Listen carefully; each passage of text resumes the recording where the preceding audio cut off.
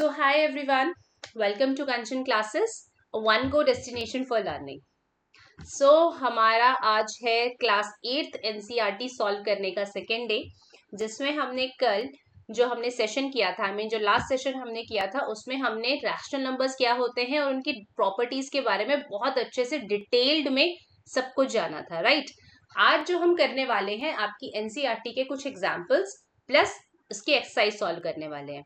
Alright, सो देखिए जो आपका पहला एग्जाम्पल है, और क्योंकि इसमें कुछ ही क्वेश्चंस हैं तो दीज आर द क्वेश्चंस जिसके आने के बहुत बहुत चांसेस होते हैं। Alright, so this is the first question, 3/7 plus minus 6/11 plus minus 8/21 plus 5/22। This is the question, right. अभी अगर मुझे इस क्वेश्चन को नॉर्मली सॉल्व करना हो, नॉर्मली मैं कोई प्रॉपर्टी के बारे में नहीं जानती, कुछ नहीं जानती, तो व्हाट आई विल डू, मैं क्या करूंगी, इन सबका एलसीएम लूंगी, डिनोमिनेटर का 7, 11, 21 और 22, सबका एलसीएम लूंगी, लाइक 7, 11, 21 और 22, सबका एलसीएम निकालूंगी, और जो भी मेरा एलसीएम आएगा which is coming out to be 462, मैं सबका डिनोमिनेटर 462 बनाने की कोशिश करूंगी, और उसके बाद I will do the addition और subtraction whatever is required. But with the help of, but हम क्या कर सकते हैं, with the help of properties, देखिए हम इसको कितने इजी वे में कर सकते हैं, राइट। हमने क्या किया, we have already learn about associative.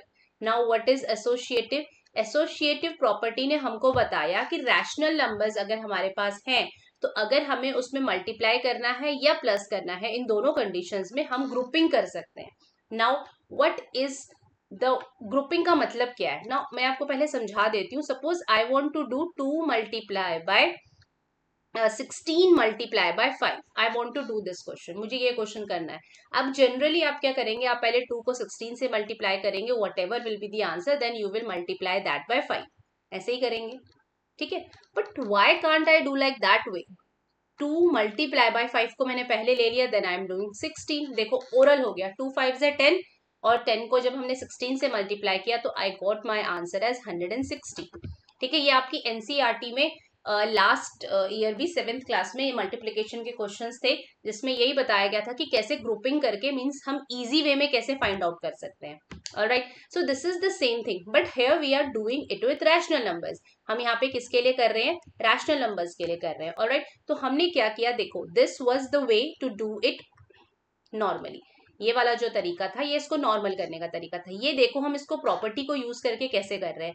हमने क्या किया, जो 3/7 था, क्योंकि हमें पता है कि 7 की टेबल में 21 आता है, तो प्लस जो 8/21 था, मैंने इसको इसके साथ एक ग्रुप बना दिया। आप समझ रहे हैं ना, क्लास में ग्रुप्स बना देते हैं ना कि जो सेम सेम है वो एक साथ आ जाओ, जो सेम सेम है वो एक साथ आ जाओ। अब आई एम नॉट सेइंग कि 7 और 21 आर सेम, बट मैं 7 को 21 इजीली बना सकती हूँ, ठीक है। ज्यादा बिना बहुत बड़ा नंबर मल्टीप्लाई मुझे करने की जरूरत नहीं पड़ेगी, मैं इजीली इसको 21 बना सकती हूँ। Alright, now one more thing I would like to tell you, यहाँ पे कभी भी 2 साइन होते हैं ना, आप उसको साथ में नहीं लिखेंगे। Why I have put a bracket here, मैंने यहाँ पे ब्रैकेट क्यों लगाया है प्लस और माइनस के बीच में? Because you can not right like this 2/3 plus minus 3/11। ये आपने बेसिक्स में सीखा होगा, नहीं सीखा है तो यहाँ पे ध्यान से सीखिए कि कभी भी प्लस और माइनस, अगर 2 साइन है या माइनस और प्लस है तो एक साथ कभी नहीं लिख सकते, दूसरे वाले के साथ आपको ब्रैकेट लगाना पड़ेगा, तब जाके हम कह सकते हैं कि प्लस माइनस क्या आएगा, माइनस आएगा।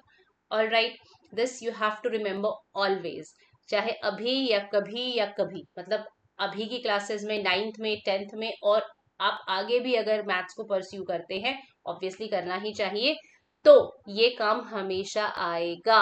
ये आता होगा बहुत बच्चे को, बट जिन बच्चों को थोड़ी सी प्रॉब्लम होती है मैथ्स में, आई डोंट थिंक कि ब्रैकेट क्यों लगाया है, बिकॉज हम 2 साइंस को कभी साथ में नहीं लिख सकते। Bracket means there is a multiplication between them.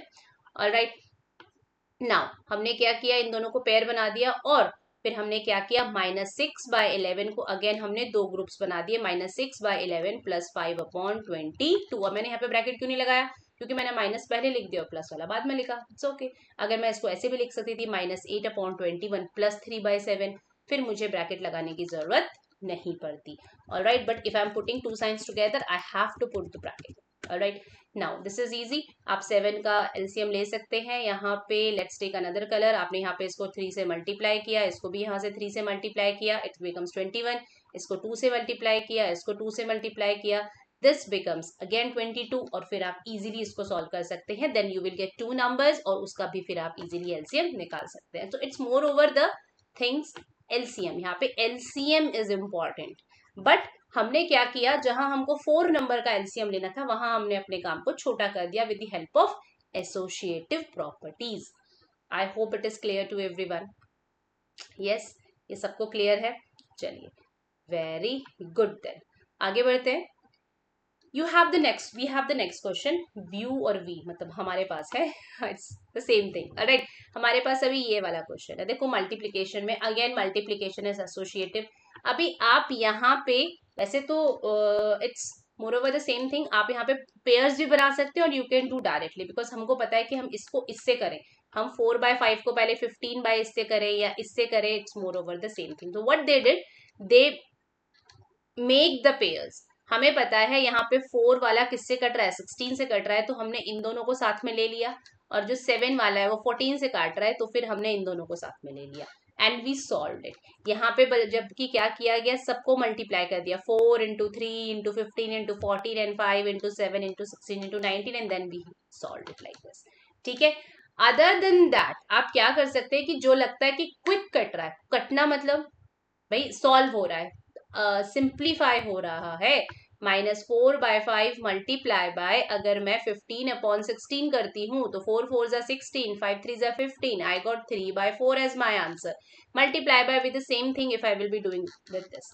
ठीक है, तो हमने क्या किया, कम्यूटेटिव और एसोसिएटिव के थ्रू हमने इसको ईजी कर दिया। ठीक है, तो एसोसिएटिव याद रखना है is making pairs.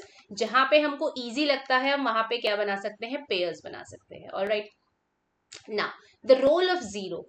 Now the role of zero is something, हम एक नंबर में क्या ऐड करें कि वो सेम ही रहे।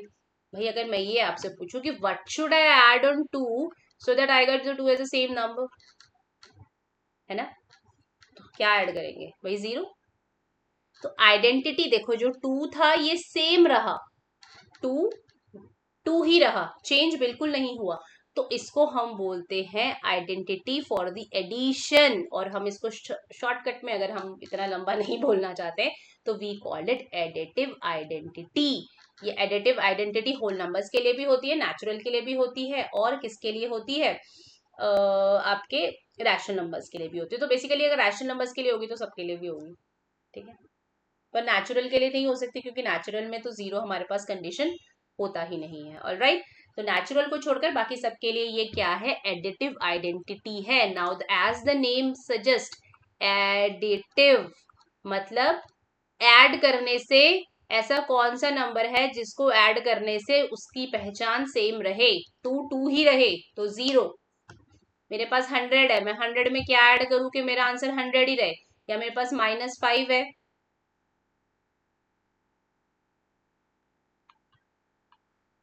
ये देखिए -5 में मैं 0 ऐड करूंगी तो -5 ही रहेगा।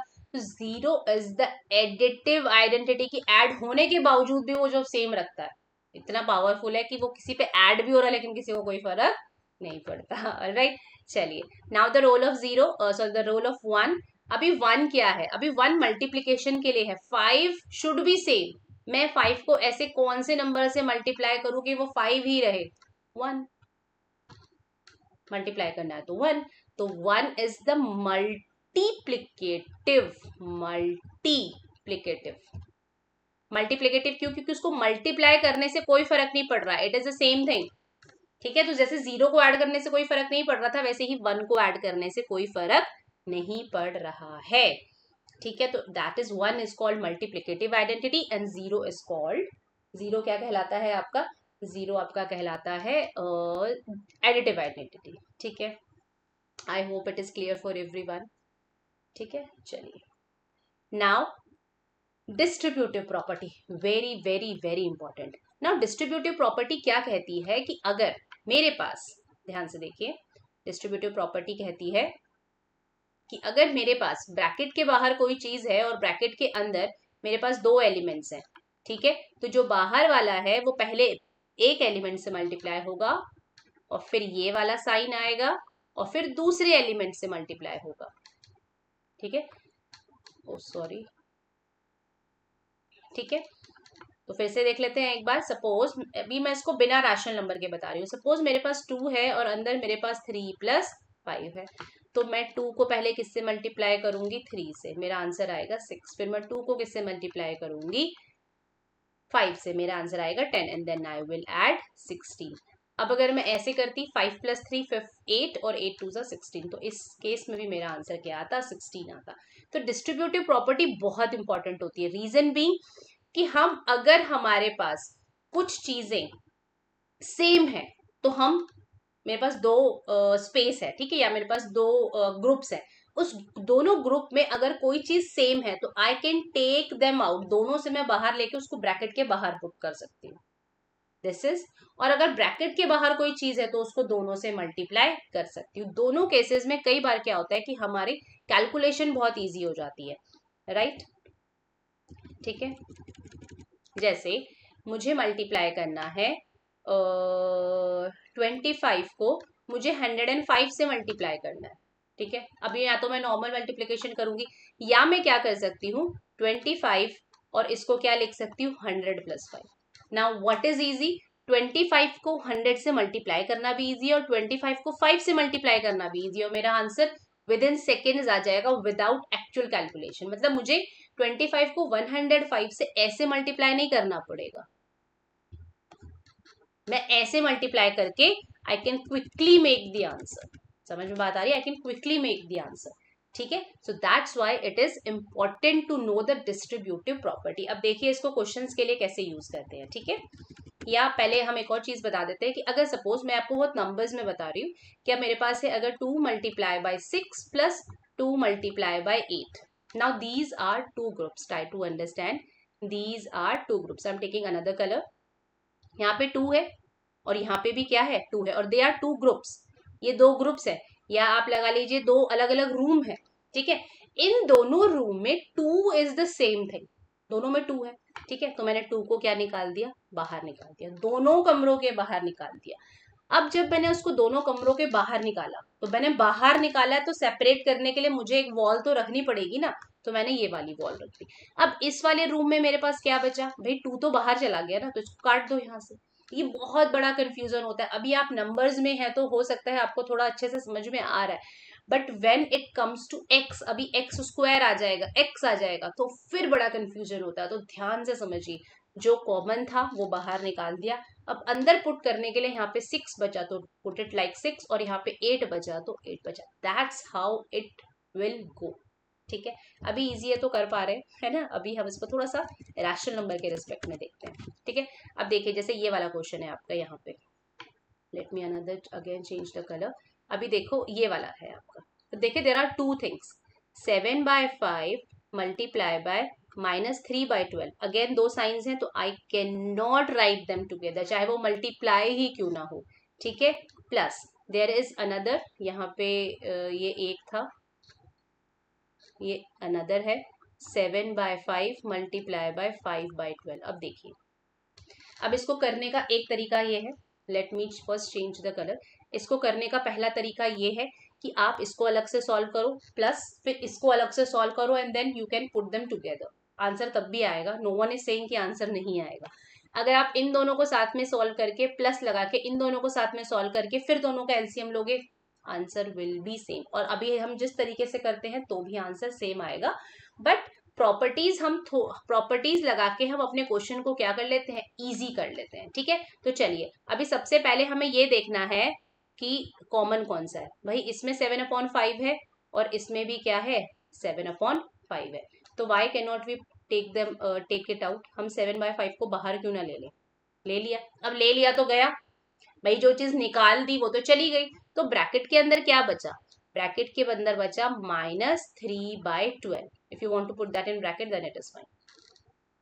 अब सबसे जो छोटा ब्रैकेट होता है वो ये वाला होता है, उसके बाद हम ये वाला ब्रैकेट लगाते हैं और तीसरे नंबर पे हम ये वाला ब्रैकेट लगाते हैं, ठीक है। तो ब्रैकेट की भी अपनी कैटेगरीज है कि पहले कौन सा लगाना है, दूसरा कौन सा लगाना है और तीसरा कौन सा लगाना है। ऑलराइट, चलिए 3/12 है, अब ये साइन आ गया यहाँ पे प्लस, अब यहाँ पे क्या बचा 5/12। ठीक है, बात समझ में आई। अब देखिए क्वेश्चन कितना इजी हो गया, ये आ गया 7/5। अब इनके बीच में अब हमने कॉमन निकाला है, तो कॉमन और दीवार के बीच में there is a multiply sign. ठीक है, 12 का एलसीएम 12 आ गया, -3 + 5 कितना आ गया, -3 + 5 आ गया आपका 2। ठीक है, अब आ गया 7/5 मल्टीप्लाई बाय 2/12, काट लीजिए, 2 1 2, 2 6 12, आंसर आपका कैलकुलेशन करके आ जाएगा। ठीक है, बात समझ में आई, आप निकाल सकते हैं 7/30। ठीक है, तो दिस इज द वे कि अभी आप इन दोनों को करते है ना, फिर इन दोनों को करते, फिर एलसीएम लेते, तो डायरेक्ट हमने कर दिया। हमने क्या किया, what ever was the common thing, जो कॉमन था हमने उसको क्या निकाल दिया, बाहर निकाल दिया, और जैसे ही हमने उसको बाहर निकाला हमारा आंसर छोटा सा हो गया। ठीक है, let's quickly do the another one, फटाफट दूसरा वाला क्वेश्चन भी कर लेते हैं।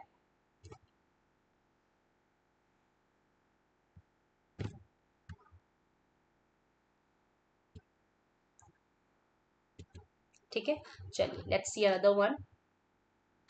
ये वाला क्वेश्चन है हमारे पास, और करना क्या है, इसको यहीं पे देख लेते हैं। देखिए यहाँ पे 9/16 है और यहाँ पे भी 9/16 है, तो इसको डायरेक्टली सॉल्व कर लेते हैं। वी विल नॉट टेक की वीडियो को लंबा क्यों बनाना है, जो चीज थोड़े से में हो जाती है उसको थोड़े से में कर लेंगे। 9/16 हमने कॉमन ले लिया, तो अंदर क्या बचा, इस पे बचा है 4/12, तो यहाँ पे आ गया 4/12। यहाँ पे था प्लस का साइन, जो सेंटर पे साइन होता है वही सेंटर पे आ जाता है, और ये था -3/9, तो -3/9 को हमने ऐसे ले लिया। ठीक है, अब आप इसको सॉल्व कर सकते हैं, एलसीएम लेकर सॉल्व करना है। 12 और 9 का एलसीएम क्या होगा, 36 होगा। ठीक है, तो आप यहाँ पे लिख सकते हैं 9/16। आप यहाँ पे इसको सॉल्व करने के लिए आप जिस भी तरीके से सॉल्व करना चाहते हैं, आई वुड प्रेफर कि आप ऐसे कर दीजिए। फिर यहाँ पे -3 है, 4 आ जाएगा, 9 4 आ जाएगा, और आगे आपके सॉल्व करने की जिम्मेदारी खुद। ठीक है, चलिए या मैं ही कर देती हूँ। 9/16, ये आ गया 12/36, ये आ गया माइनस प्लस माइनस माइनस हो गया, और ये भी आ गया आपका 12/36। 12 3 36, 9 4 36, ये तो कट रहा है। अब देखिए आंसर 0 आ गया। ठीक है, कट गया ना, तो आंसर क्या आ गया आपका 0। कैसे कटा, ये प्लस का था, ये माइनस का था। इंटीजर में हमने पढ़ा है कि सेम चीज अगर प्लस और माइनस में आती है तो उसका आंसर क्या होता है 0, और 0 जब 9/16 से मल्टीप्लाई होगा तो दैट विल अगेन बिकम 0। ठीक है, alright, now the very next, this was the question. Let me delete all these things.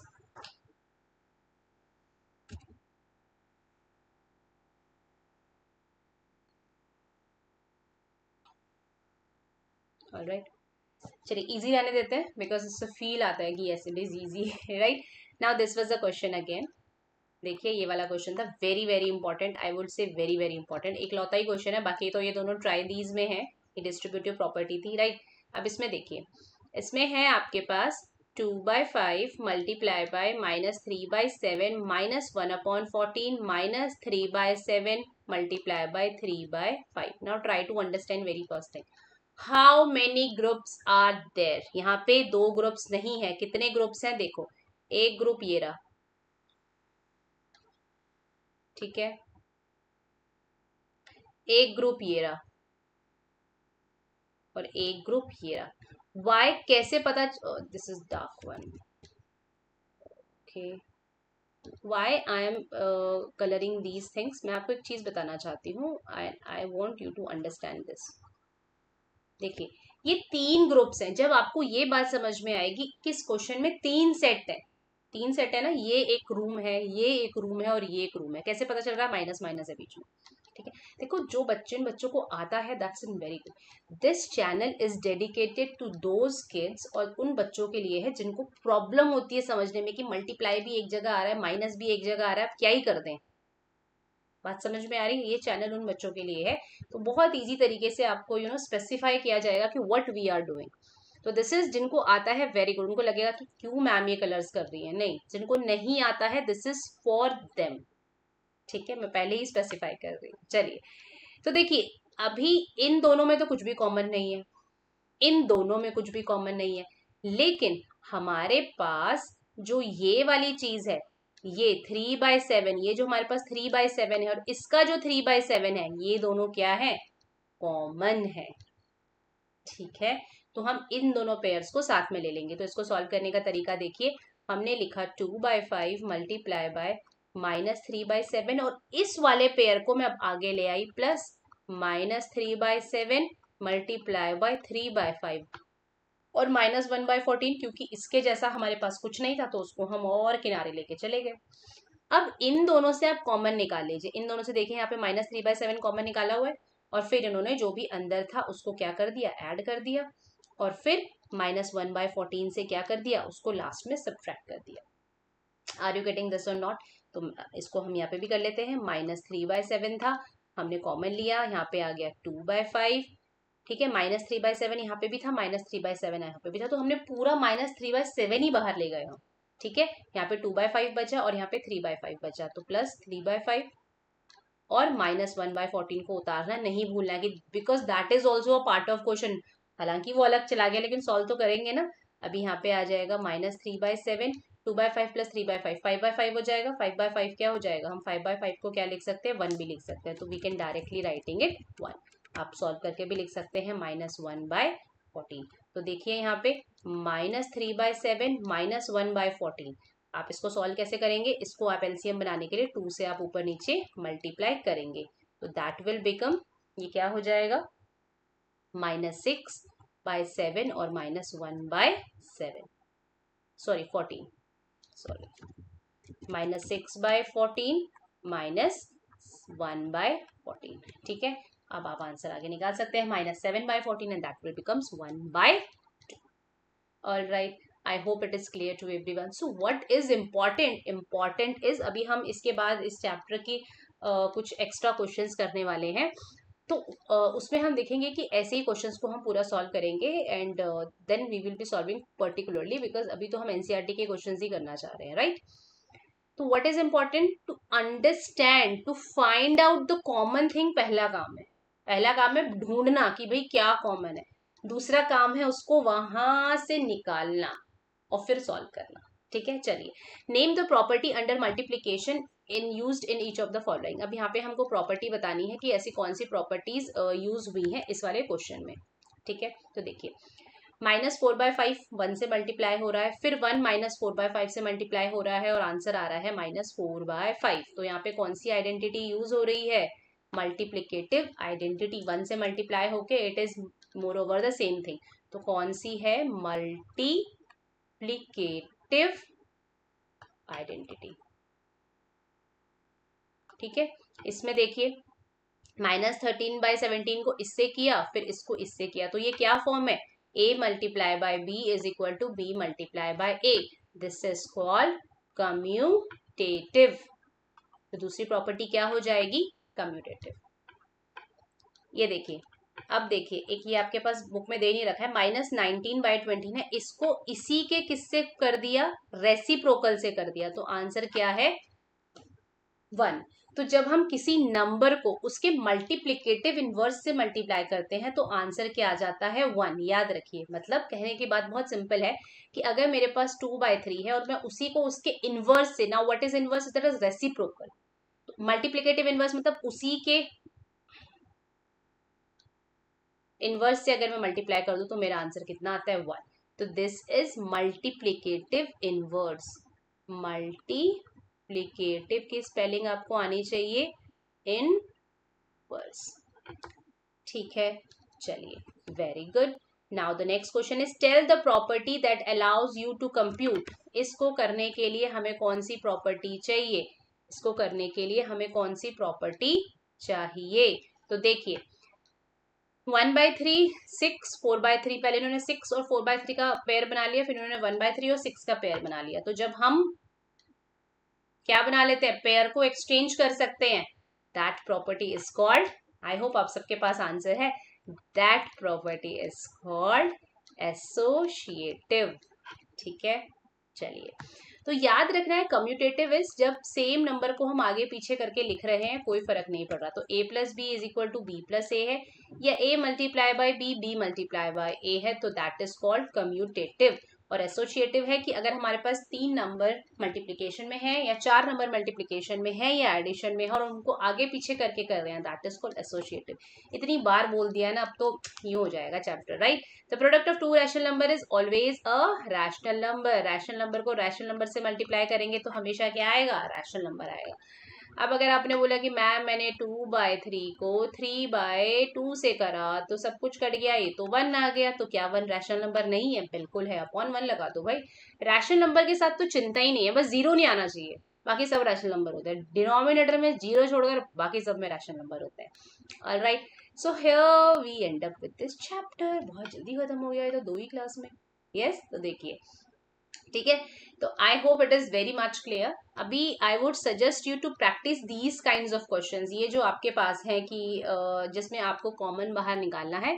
In the next class I would be giving you few questions कुछ practice के लिए, और I would be giving एक PDF भी share कर देंगे जिसमें इस चैप्टर के सारे इंपॉर्टेंट क्वेश्चंस होंगे, जिसको प्रैक्टिस करके बस चैप्टर कंप्लीट हो जाएगा।